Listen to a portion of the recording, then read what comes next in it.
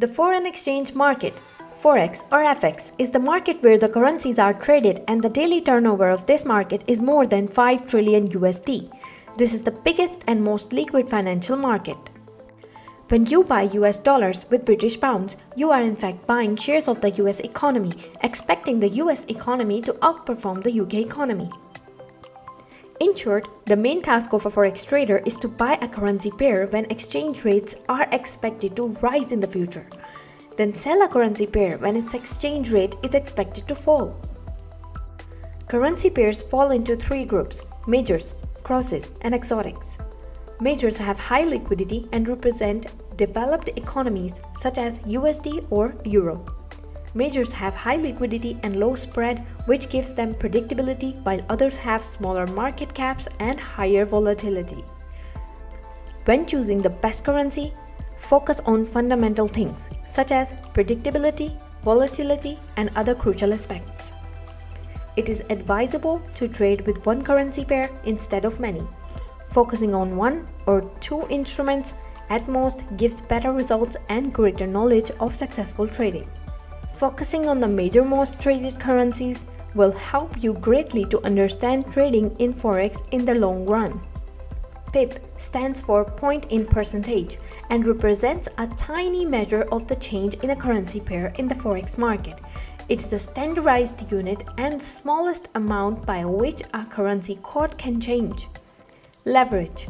Leverage allows traders to trade with more capital than they actually have. A 10x leverage will multiply your investment by 10, but it will also multiply your losses by the same amount, which means that your positions get liquidated quicker, but your gains are worth tenfold. Spread defines the difference between the bid price and the ask price.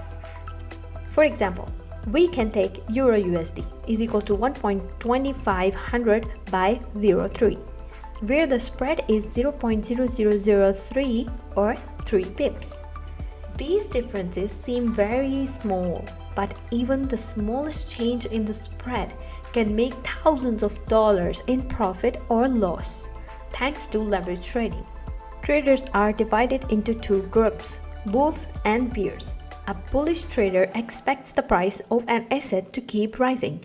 If they are correct, their purchase will reap profits in the near or distant future, depending on their trading style. Bears are the complete opposite. Rather than investing and waiting for a price increase, bears short the markets and make profits if the price keeps going down. This constant battle between bulls and bears is what determines the price of almost any tradable asset in the world. The good news: you can make money when the price of any asset goes up or down.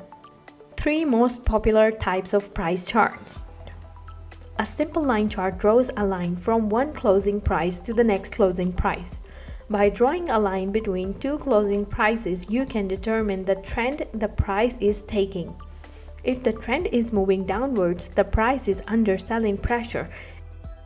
Bar charts focus on opening and closing prices as well as the highs and lows. With this chart, you can determine what was the highest price of a trading pair for a selected period of time. A candlestick chart is very similar to a bar chart but a lot easier to read.